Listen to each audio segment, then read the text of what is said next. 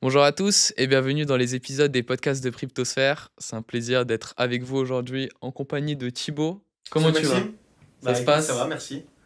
Est-ce que tu peux déjà en parler plus sur toi? Qu'est-ce que tu fais dans la vie? Je sais que tu as eu un parcours assez particulier. Tu as fait beaucoup de choses. Tu as fait une crypto school. Tu as pu grossir des médias. Tu as fait beaucoup de choses. Ouais, Et aujourd'hui, tu builds Learnify. ouais. Est-ce que tu peux déjà nous parler de ton parcours et présenter ton projet? Eh ben écoute, je suis tombé dans la crypto en 2017, un peu comme tout le monde sur cette première vague. À cette époque-là, je faisais des crêpes dans la rue. J'étais crêpier dans les rues de Paris.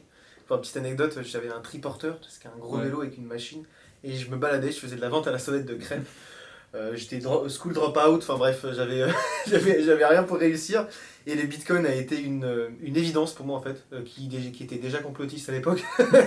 Donc du coup, découvrir bitcoin en se disant ah mais c'est vrai que je comprends Le l'intérêt. parent vie. Oui, c'est ça, je comprends, j'ai compris l'intérêt du contre-pouvoir des banques et étatiques. Et donc, en plus j'ai vu le bitcoin monter, donc j'ai Ouais. acheté. Euh, Bah écoute, ça m'a bien réussi parce que j'ai pu ressortir un peu d'argent. Et, l'histoire a commencé là. Donc ensuite, j'ai eu du temps pour Dig, puisque je m'étais mis. Alors, j'avais pas gagné beaucoup d'argent, mais juste assez pour ne pas travailler pendant 2 ans, en fait, Ouais. en étant modeste, tu vois. Ça ne demande pas des milliers, des cents. Et bref. Et donc, je me suis mis à la crypto à 100%. J'ai créé un blog qui était le Cryptopolitain. On était le premier média francophone concentré sur l'analyse fondamentale. Donc à l'époque, ça se faisait pas. Il y avait personne qui faisait des analyses détaillées on-chain, qui allait sur Etherscan, qui faisait des analyses tokenomics et tout. C'était plus l'ère des traders, tu vois. Parce qu'on était en bear market. Les gens étaient tous désabusés du fondamental. Il y a eu les IC, boom des ICO en 2017.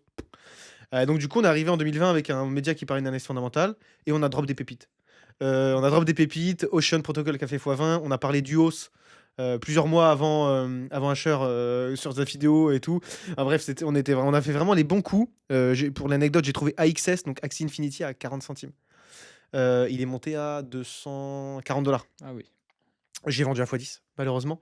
Mais j'aurais pu faire x 3000. Mais c'est pas grave. Et du coup, ça a bien pris. Donc sur les réseaux sociaux, on était à plusieurs dizaines de milliers de followers sur Twitter et Instagram. Et de là, on n'avait pas trouvé de business model, puisque j'en vivais toujours pas. On a commencé à vendre mes analyses, tout simplement. Je me suis associé avec un tech. On a créé une app pour diffuser nos analyses dans l'app, plus faire des formations e-learning. C'est de l'année, tu as dit Crypto School, mais c'est école crypto. Ouais. Parce que j'ai marqué Crypto School sur Ouais. LinkedIn, parce que c'est plus international, mais école crypto. On a eu des milliers de sign-up. On est passé de 0 à 35K de MRR, tu vois. Donc vraiment, from zero to nothing. Tout ça en quelques semaines. From zero Vraiment, to je suis nothing. passé de ouais, from zero to 30K, to 35K, pardon. J'étais toujours nothing, mais bon, bref, je suis passé de rien à vraiment beaucoup, juste pendant le confinement, en fait. Ouais. Ouais, c'est ça qui est incroyable. C'est que le confinement, je suis sorti du confinement, c'est bon, je vivais de ma boîte, tu vois? En un confinement. Donc c'était incroyable. Et donc ensuite, bah, école crypto. Ensuite, on a identifié les problèmes du business model. Typiquement, on est passé de Ouais. 0 à 30K de MRR, de 30K de MRR à À 0. 0. Ouais. Tu vois? Bah, on a eu le temps de faire près d'1 million d'euros de chiffre d'affaires sans marketing paid, juste avec du marketing de contenu et nos communautés qu'on avait déjà créées. Donc ça, c'est cool. Donc on s'est servi de notre expérience. J'ai repris le même tech et on a créé du coup Learnify, qui est une app pour le coup gratuite pour apprendre, à l'inverse où c'était payant avant. Donc là, c'est gratuit, donc free to learn et learn to earn.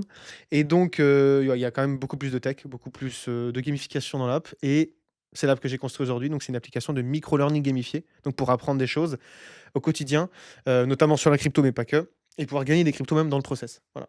On est aujourd'hui chez Cube 3 et il y a quelques heures, on a pu discuter autour de la table et tu nous parlais d'un concept qui se passe aux États-Unis, PMF or Die. Ouais. Et, euh, et ce projet-là, c'est en fait un concept où deux personnes sont dans un appartement et pendant 90 jours, ils doivent générer 1 million de revenus. C'est Ouais, ça? mais Ouais, de j'ai pas d'idée de pas d'idée. Ah, à 1 million de revenus en 3 mois. c'est ça. Et En fait, ce qui s'est passé, c'est que, ces 2 personnes-là, en fait, ils se sont séparés et ils ont créé un produit qui est très, très similaire Ouais, à ce que fait, Learnify, mais ouais, c'est plus c'est plus dans l'IA et vous, comment vous réagissez par rapport à ce type d'acteur? Et vous, comment vous vous apprenez, par rapport à ça et comment vous vous adaptez par rapport à cette, concurrence? moi, j'ai plus peur de Duolingo que des nouveaux, qui se lancent, tu vois? Parce que Duolingo, c'est quand même, le boss Ouais. et nous, on a repris les best practices de Duolingo pour faire les bases de Learnify. Hem, alors ouais, alors, l'histoire dont tu parles, c'est très intéressant parce qu'en fait, ils se sont dit: «Qu'est-ce qui peut marcher en 90 jours?» Le learning. Donc c'est drôle qu'ils identifient cette industrie-là et c'est la réalité parce qu'aujourd'hui, le learning, c'est pas le plus sexy. En effet, c'est pas de la deep tech, c'est pas de l'IA, c'est pas de la crypto, enfin, pure et tout. Mais c'est une industrie qui marchera toujours parce que, bah, le monde a besoin de quoi? D'apprendre et grâce aux technologies de l'IA qu'on utilise, nous, on parle pas d'IA, mais on a de l'IA dans Learnify et on aura de plus en plus d'IA dans Learnify, notamment pour faire une expérience d'apprentissage adaptative. Donc, c'est une machine learning qui va apprendre, tout Ouais. simplement de l'utilisateur pour lui proposer de meilleures choses, de meilleurs contenus. Nous, pour créer des contenus, on utilise l'IA, notamment pour les schémas ou les structures de cours, enfin le contenu des cours. Et plus tard, on aimerait aussi, avoir une IA dans le en fait, on a créé un software derrière Learnify, donc tu as l'application Learnify qui est disponible d'ailleurs app.learnify.xyz gratuitement. Hem et donc mais derrière Learnify, l'application mobile, on a un software, donc c'est un LMS, donc Learning Management, Software, je sais plus. Et ce qui te permet du coup de modifier tout ce qu'il y a dans l'app, mais en no code. Donc ça me permet de scaler le nombre de contenus et modifier tout ce qu'il y a dans l'app, vraiment sans avoir besoin de toucher à du code. Donc ça, c'est hyper important et donc du coup, on va mettre aussi de l'IA dans ce LMS pour pouvoir créer encore du contenu plus rapidement. Donc voilà, l'IA nous sert au Mmh. quotidien. Après, en l'occurrence, quand tu parles de TenX et de la concurrence, bah, c'est vachement, en fait, c'est un coup de boost pour moi. J'adore en fait la concurrence, parce que si tu te lances, dans la fabrication de chaussettes, en latex, tu auras pas beaucoup de concurrents. Mais du coup, est-ce Il y que aura c'est pas beaucoup de clients. du coup, ce qui est bien avec la concurrence, c'est que tu peux apprendre des autres. Ouais, tu peux apprendre des autres, tu peux, voir ce qui fonctionne pas, ça peut te motiver et surtout, ça te montre qu'il y a un marché, en fait. S'il y a un marché, en fait, Tu fonces. tu fonces. C'est qu'il y a des clients, c'est qu'il y a de l'argent, il faut juste trouver la bonne manière, la bonne façon de grossir, puis continuer assez longtemps, itérer assez longtemps pour, trouver le bon produit, quoi. Toi, tu as évoqué un point, important, Duolingo. Mmh. Alors, moi, quand j'ai utilisé, l'app, sur votre site internet, j'avais l'impression d'être sur Duolingo, mais par rapport au sujet, Web3. Pourquoi cette stratégie? Et déjà, vous avez une mascotte. Pourquoi avoir, décidé d'utiliser cette stratégie et comment ça vous permet d'attirer de nouveaux clients? Bah, alors c'est simple, Duolingo, ils ont dépensé, alors Duolingo, déjà, ils font 500 millions et quelques d'utilisateurs, ils font des centaines de millions de revenus par an. Ils sont cotés en bourse. L'application, je sais plus comment ça s'appelle, le ticker, il me semble que c'est Duolingo ou Duo. Leur action est cotée en bourse, elle vaut 200 et quelques dollars, tu vois? Et ils ont dépensé des dizaines de millions, en fait, en user research, en en design d'interface et tout. Donc en fait, reprendre les bonnes pratiques que fait notre concurrent, bah, ça nous évite de dépenser autant d'argent. Ouais, Donc en fait, tout simplement, comme tout le monde, hein, quand tu veux commencer quelque chose, il faut commencer par une base. On a repris les best practices de Duolingo et de Brilliant, qui est OK. une autre application de micro-learning, gamifié. Donc pourquoi? Bah, ça nous permet de gagner du temps, de toucher les gens par rapport à quelque chose qu'ils connaissent. C'est important parce que si tu commences à créer une nouvelle application et que tu changes tout ce que l'utilisateur connaît, c'est pas bon en fait. D'ailleurs, il y a même plusieurs études qui expliquent que pourquoi aujourd'hui tous les sites internet, toutes les applications se ressemblent de plus en plus. Tout simplement parce qu'en fait, il faut pas changer les habitudes des gens. Parce Mmh. que si tu changes les habitudes des gens, ils Ça va accrochent être pas. compliqué. Et comme on est dans un monde aujourd'hui qui va de plus en plus vite, et ben, c'est plus difficile de sticky, d'avoir de la rétention auprès des utilisateurs, si tu as pas déjà beaucoup de budget marketing et beaucoup de runway pour vivre, le temps Mmh. qu'ils apprécient, heu, ton app, parce qu'elle ressemble à rien de ce qu'ils connaissent. Donc faire ce qui se fait, c'est aussi bien. j'avais un petit questionnement. Toi, tu nous disais que Learnify, c'était un projet, gratuit Ouais. et je me dis comment vous générez de l'argent? Est-ce que c'est à travers des partenariats? Est-ce qu'il y a un système d'abonnement comme chez Duolingo où, tu dois utiliser, tu dois jouer, 10 minutes? Bon, je dis jouer, mais c'est, apprendre pendant 10 minutes et après C'est c'est le bon ça mot. Le devient but, c'est d'être un jeu. ça devient payant Mmh. et comment vous générez de l'argent et en quoi consiste votre business model? Pour l'instant, on n'en génère pas beaucoup. On a généré un peu d'argent suite à des, partenariats avec, des blockchains, bah, notamment Solana grâce à Cube3, mais pas que. Il y a des différents écosystèmes et projets, crypto qui sont intéressés, par une app Learnify. Pourquoi? Tu vas me dire.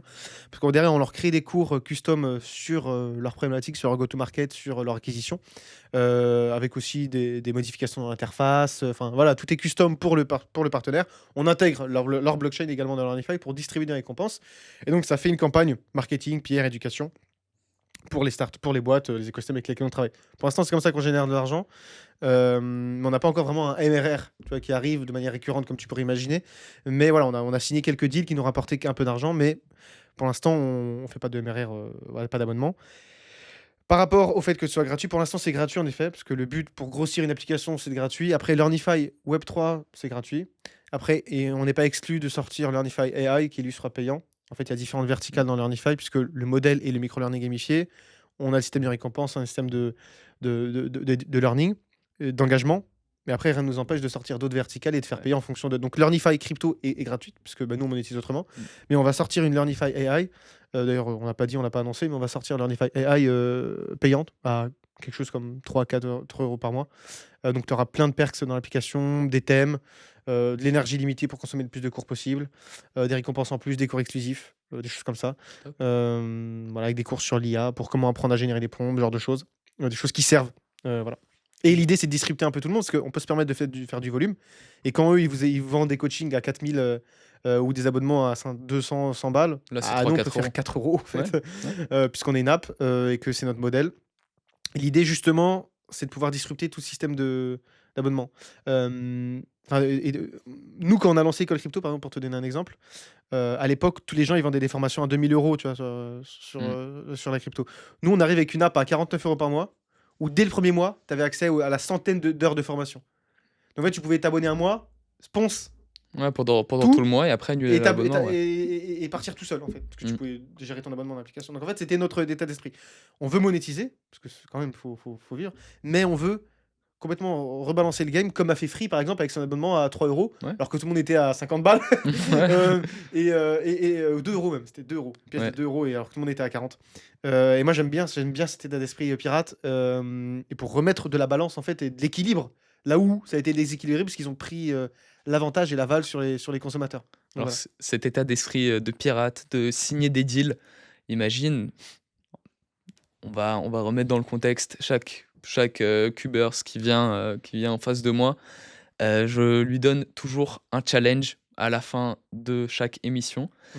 et imagine, moi je suis un business angel, Ouh là. je ne connais Tu combien à mettre? rien. De quoi? Tu combien à mettre? 100 K. 100 K, OK, 100 là K. la fausse donnée quand Non, même. faut se donner, c'est une belle somme. Je peux mettre 100 K sur la table. OK. Comment me pitcherais-tu le projet pour me donner envie d'investir dans Learnify? Alors, ça va dépendre de l'interlocuteur. Hem, Parce que si tu es plus vieux, je vais viser tes enfants. Si tu es de ma génération ou après moi je suis millennials, mais toi tu es Gen Z, voilà, si on était dans ces là, moi je saurais comment orienter le sujet, mais peu importe on va dire. On va dire que Gen Z, millennials, OK? Hem, Déjà le problème, on va l'identifier avant toute chose. Avant quand tu fais un pitch, il faut identifier le problème. Donc je t'exprime le problème. En gros, moi ce que j'aime bien commencer dans un pitch, c'est dire, comment tu as été à l'école? Comment tu te sentais à l'école? Et la plupart des gens, ils vont te répondre: «Non, comment tu te sentais à l'école? Tu aimais bien être à l'école?» Pas spécialement. Pas spécialement. Tu un bon élève ou pas? Non, OK. du tout. Bon, peu importe à la limite. Tu peux être un bon élève et pas aimer l'école, un Ouais. mauvais élève et aimer l'école, peu importe. Mais la plupart des gens, aujourd'hui, de nos générations, même les millennials, ont pas aimé l'école. Pourquoi? Parce que le modèle est nul, en fait, tout simplement. Moi, j'ai une petite sœur et un petit frère, ils ont 12, tout 13, 14, 15 et 14 ans.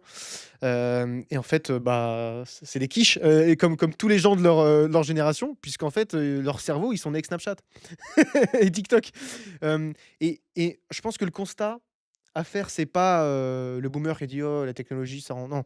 En fait, il faut développer des outils, qui répondent, en fait, à la façon dont les gens aiment apprendre.